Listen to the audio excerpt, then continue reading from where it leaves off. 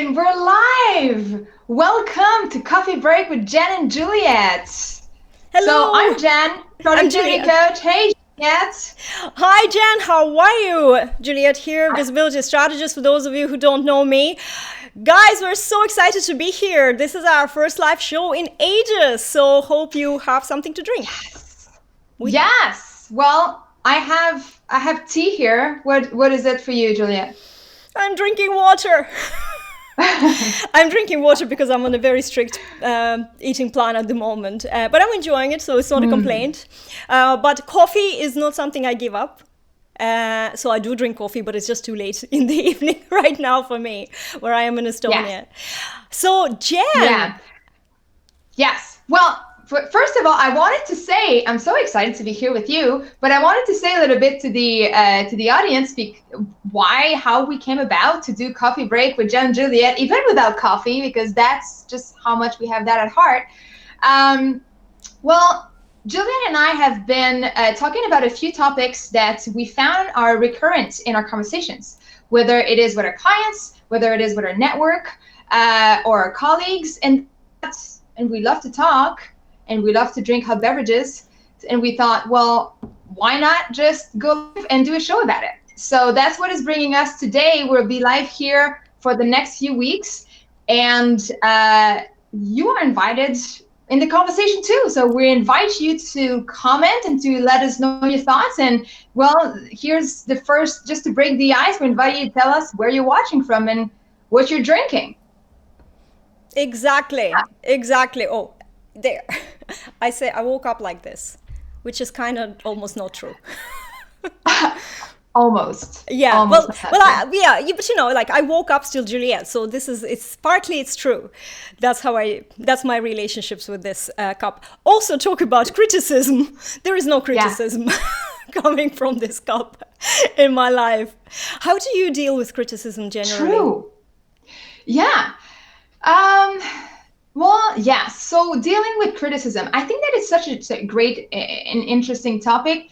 And I'm thinking the first thing is to define what is criticism, because I find that we can talk about criticism and we can also talk about constructive feedback, which depending on your mindset and the way you're coming from, you know, constructive feedback, you can see it as criticism. And I think that they're completely different. Do you define them differently, or definitely. How do you define criticism? Definitely, but I do believe that it has to do with one's mind, how open-minded you are to receive information that might not sound like you are doing a good job or you are, good enough, or in any way validating you, and it's questioning your choices and it's questioning your perspectives. And I do know a lot of people who take constructive criticism as criticism, and so that's just, in my opinion, it's just the closed-mindedness, or not developing just yet enough to that point where you need to be open and hear other side out. And I wasn't born myself with a very thick skin to criticism, so I used to react really badly and feel very bad about myself. And sometimes it depends on who is giving the criticism. Sometimes there'd be a lot of back off and defensive mechanism kicks in straight away. I have a very strong kind of survival instinct in me, so it could sometimes show as, and I think that that's actually something that people with survival instinct that just kicks in before they start thinking, that's where the reactive behavior comes from as well.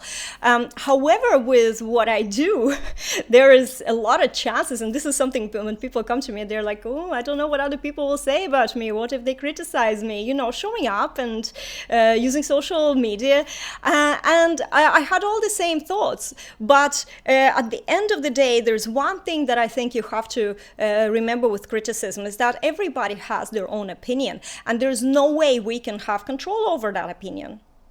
And so we can't change what they're thinking, right? So if we can't change what they're thinking, we have to allow them to just be thinking whatever they're thinking, even if we disagree with that. So since I embraced, and I'm doing this more and more and more, this attitude of agree to disagree. It's been much easier to cope with people who express their opinions, because my immediate reaction is like, okay, that's their opinion because it's based on their worldview, and let's agree to disagree. I don't like conflict as well. That's another motivation for this. But that was a really good coping mechanism for me. What about you, Jen? For sure, for sure. Well, for me, I had to differentiate a little bit between, criticism I find is just when somebody is saying something just to say something negative without any intention of helping, or, just for example, this is ugly or this sucks. And it's like, okay, well, this is just criticism, right? Like there's no intention behind it of actually helping the person. Also, who do you take criticism from is a big thing, because I used to believe that, I'm just going to improve. I'm really flexible. I'm just going to improve on whatever I hear. Then you realize that a lot of people give their opinion because it's free to give it, right?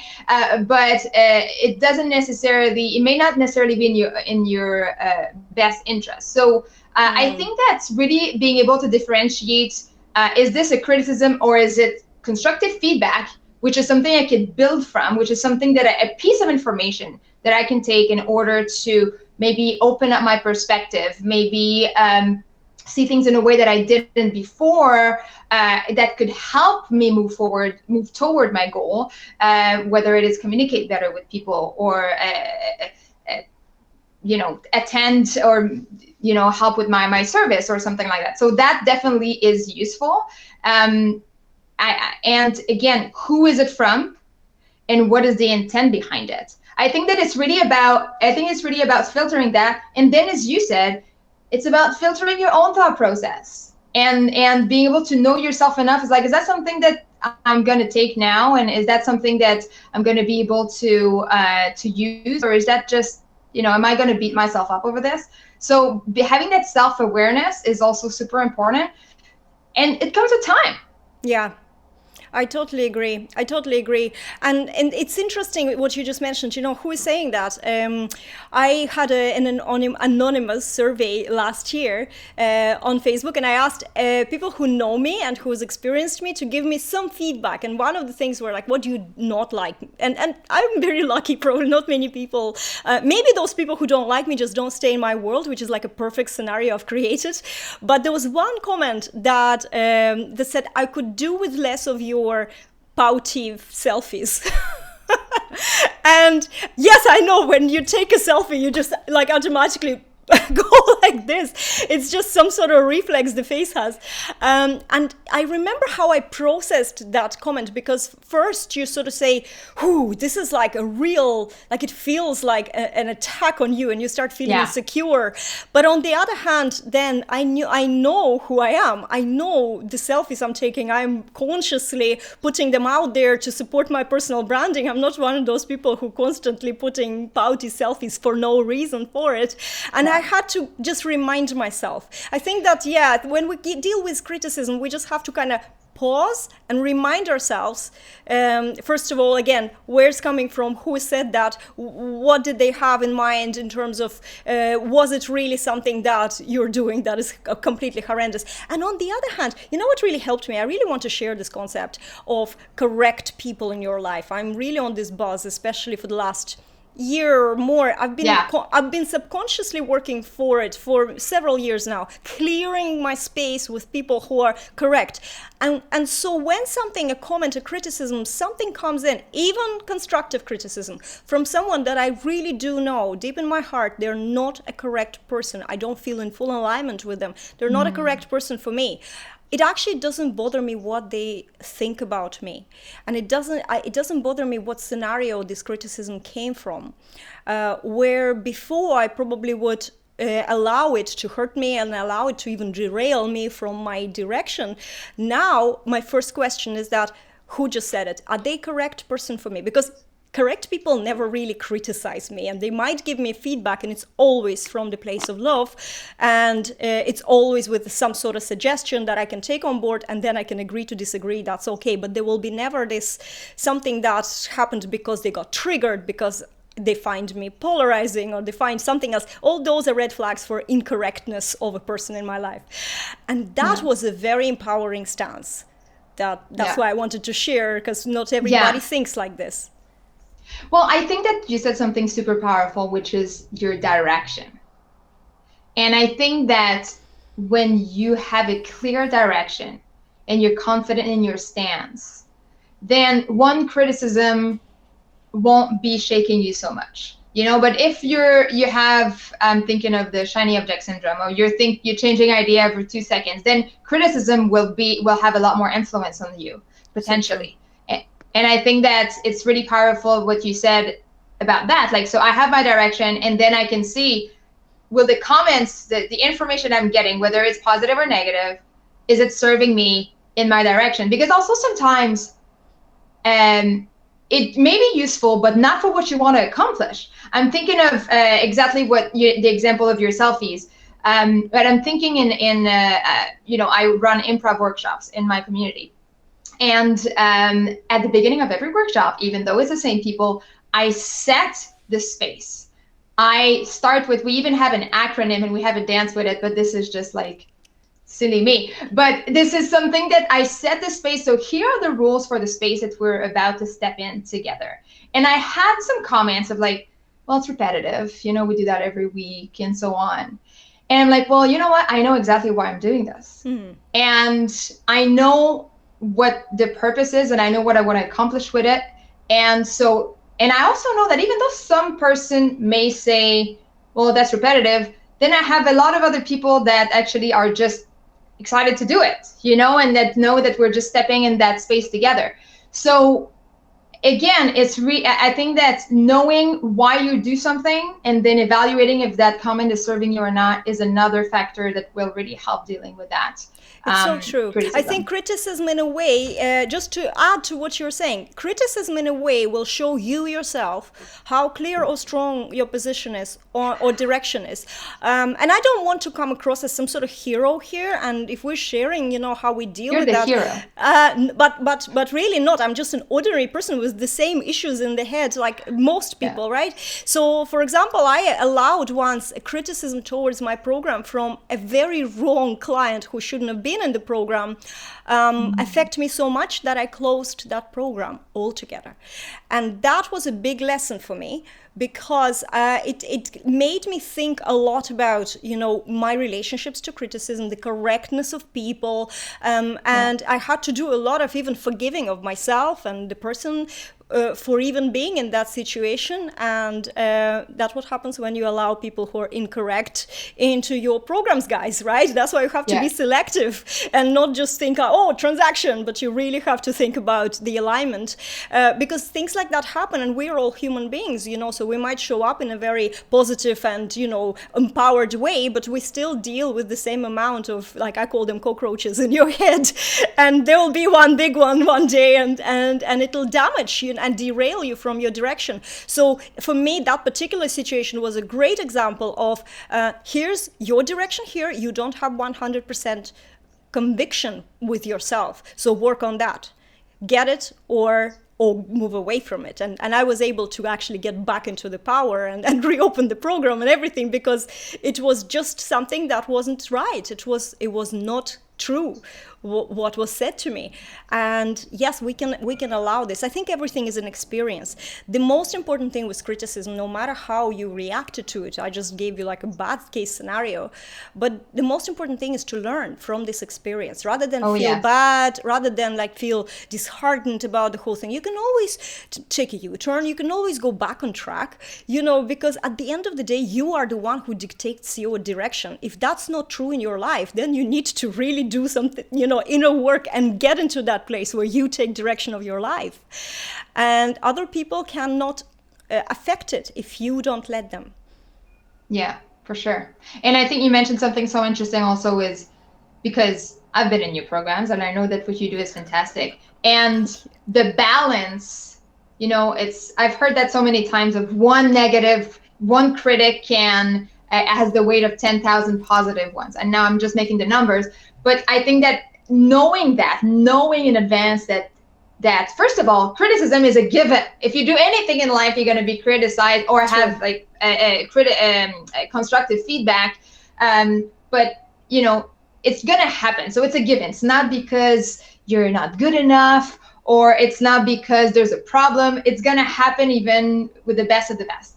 It's true. And then just keep in mind having the expectation that you need to balance with also the positive ones. So if you have somebody who's not aligned, and then you have 15 other people who follow you religiously, like, what is the weight of that person really? Yeah, she's incorrect, or that person was incorrect, but also just to get back into the perspective that that's not only what matters, that's a piece of information.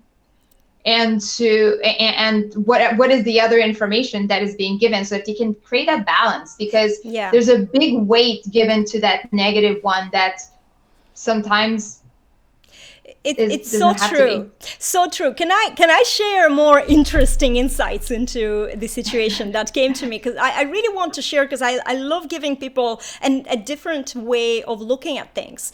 What this situation showed me, for example, was that I don't naturally see my own value, and I think that this is normal for a lot of people. I have a big trip on loving human design these days, and in human design I found the answer, because it was part of my personality. There is a trait in my personality that never sees my own value, because my energy is like this, and I project and I see other people, but I don't see myself in that light. It's just not the direction that my vision works, right? And so what I started doing as an exercise to learn my own value from others is I am writing down, literally with pen and paper. I have a copy that I write down all the testimonials that people give me. I write down the best bits. I don't even write who said it, because it's not that. It's just to have that copy that every time I feel a little bit doubting myself and thinking, is it really, like, do they really get the value? All I have to do is open that copy and sit there and just soak in that and see that, no, these are the facts, right? Stop overthinking, stop doubting yourself. Yes, this is part of your personality, so it might not ever go away. And some people, especially women, high achieving women, there's so many women who suffer with imposter syndrome. The more they achieve, the more they feel like maybe they don't deserve this, maybe they're not good enough, maybe they're not as good as other people say they are, because it's so natural to them. And that's the key. It's so natural that it's easy. So it doesn't take any effort. So you do things that are magical for other people, but you didn't even know that you've just done it. That's how natural it is. And so when people start criticizing you, and if you have this kind of self-doubt that is really strong in your personality, that can really affect you. But you do have to go to facts. Go to facts, even if you don't feel like it or think yourself. Go to facts, talk to people, immerse yourself into serving your clients, the best ones that you have, and just soak in that energy. That's how I find, that's what helps me, practically speaking. Yeah. And that goes back to knowing yourself, knowing that that's going to happen, so that you have your coping mechanism, and you have this expectation that, that's that imposter syndrome again. Thank you so much, but I know how to deal with you now. Let me go and look at actually the positive information that has been given to me. So that's so powerful, because I think that, again, it's not about expecting that it doesn't affect us. It's not about expecting that it won't happen. Is knowing how to deal with it, and knowing ourselves enough to know that, well, we may have a tendency, or we know exactly what are the signs that are showing me that I'm completely overreacting to this. That's right. That's so powerful. And that starts with the work of knowing ourselves, which is a work I'm pretty passionate about. It's a work of your lifetime. It's not that, because we're like onions, we always will peel one layer and there'll be another layer of the same issue on a deeper level that you have to deal with. And I think that embracing this, that it's not just something that you do and come to the end point. It's just, we're here, the whole life is here, is a big lesson. It's something that we're here to experience life in human form. And so these lessons will happen. Guys, who is watching us now live life. Let us know if you have been dealing with criticism. How do you cope with criticism? Does it get to you? Give us 11 in the comments if you are really, really good dealing with criticism. You don't let it get to you, right? If you are bad, I'm not going to ask you to comment, but just share what you feel, because it would be interesting for you to get into this conversation and share. I think people don't speak up enough. Have you seen Oprah's interview with Meghan and Harry the other day? No, I just watched it last night, and it was really powerful in terms of just speaking up about things that other people don't talk about, because we like putting on the very brave front, which is okay because we don't want to show up mess. It's fine. I think it's fine. But sometimes talking about these issues, like what we're discussing here, criticism, somebody turning around and saying something, with my work, particularly when clients come to me and I say to them, be more active on Facebook. Let's just take your personal profile and go nuts with it and promote you as a personal brand. And they're like, oh, I don't know what my mom will say. I don't know what my sister will say. People we know, they hurt us most with their criticism. And it's just such an important thing to find, as what we said earlier, to really stick to your direction, to really stick to what you're dreaming. Why are you doing this? There is something like a big, big drive inside you that made you even consider this. And that drive is the most important thing, because it doesn't matter. People who criticize you about it, they love you. They're just protecting you in a way sometimes, because they think that you're exposing yourself maybe to other people who are, who could be aggressive to you. And sometimes the natural reaction is like, no, don't do it. Stay safe. Stay with us. I find that talks more about them most of the time. Always. Well. Yeah, it really is, because everything that everybody's doing is all about them. I think this is something we don't think about sometimes when we do something bold, that we've done it for ourselves, and then other people and their reactions, it's always about them and themselves, either putting themselves in our shoes and thinking, oh my God, I would feel horrible, and so they feel like saying something. I also find, and I want to just give this advice to anyone who is doing this, like is using Facebook, for example, and showing up and doing things. My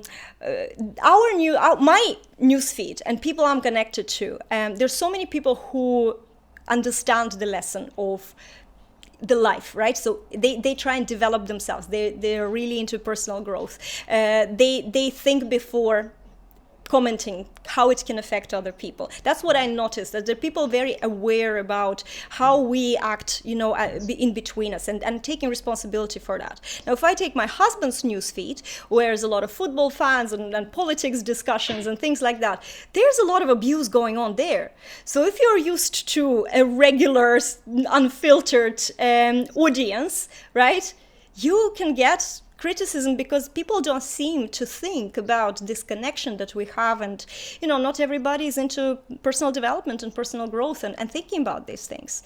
And again, like we started with this, but we need to think about that everything that everybody else is saying, it's them and their opinion, and we can't ever change it, and therefore we can't take it personally. It's actually not about us at all.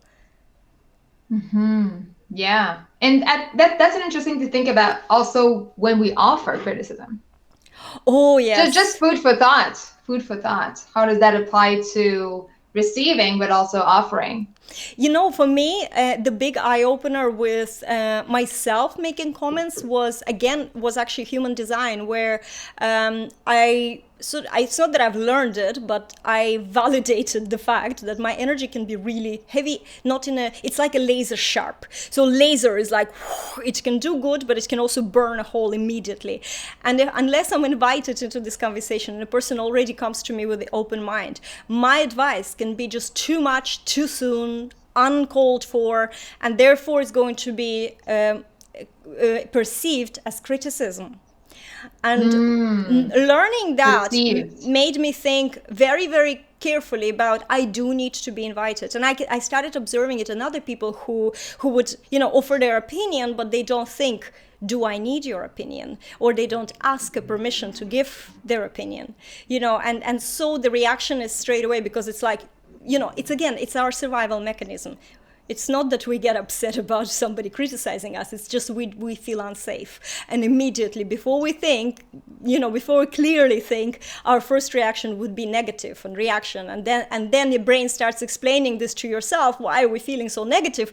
And then we start getting upset, and just to label that weird reaction we had. But all it is just self-defense, I find.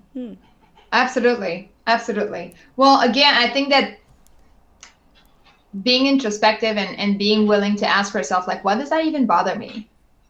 Asking, when sometimes I get triggered, I see something on social media, or I'm not really the one who would comment negatively, but sometimes I get triggered, and when I step out of it for a second, my first thing is, why does that even bother me? And even asking those hard questions that sometimes I don't even want to tell myself the answer to that. But there's always a lot of enlightenment on the other side of that question, because then you can better control your reaction and your emotion according to that.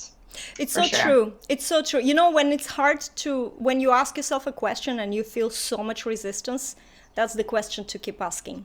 That's the question to journal. Sure. That's the question to do forgiveness around, forgive yourself to even, reacting badly to start with to that question, and asking why. Because sometimes digging in is so scary. You don't know what's going to come up. But when it comes up, and if you release it, it's just such a relief. And I think that the sense of happiness is a sense of relief. When you just have this, and it's all bliss. We want happiness, right? So everything we're doing when we're asking ourselves hard questions is just the next step towards whatever block is there. So we need to bust through it towards the happiness, towards this, okay, that's good, I can deal with that. Not deal, I can live with that. I can enjoy it. I can have joy in it. That's what I think that the most important thing with criticism as well. Guys, I hope that you enjoyed our conversation today, and this is exactly what we've been planning. Half an hour, a little drink. We're having just a little break from our own working with clients and marketing and other things that life is, and just sharing with you these things that sometimes they're really important. Things to kind of get empowered around and move towards that life that you want. Because what we said before, if you have your direction, if you have the clarity, and then you fuel it with that passion, and that passion is the core, and that's what happens when you deal with these things. And what we're planning to bring you over the next few weeks, we're having like an experiment. So we're not going to give you the amount of how long this is going to go, but we're definitely going to be there for at least a few weeks. And so we want to talk a little bit more about imposter syndrome. We want to talk a little bit more about simplifying things, about habit buildings, how to get things done without overwhelm. It doesn't matter what you do in your professional or personal life. Maybe you're running a business, maybe you have a career, maybe you're a stay-at-home person, and you have the other things that are your duties, day-to-day duties. And our goal here is to ask questions that are maybe hard to ask yourself, ask each other these questions, share with you how we're not perfect, right? But at this point in our lives, we have found some coping mechanisms, so we want to share them with you, and hopefully you can get a life and a flow that's simpler, easier, and has more confidence with it. Yes. So, and having fun. Exactly. It's all about having fun too. Exactly, absolutely. And this is why this is just a coffee break. Thank you so much, guys, for watching. There's Natasha. Hi, Natasha. She's saying hello, ladies.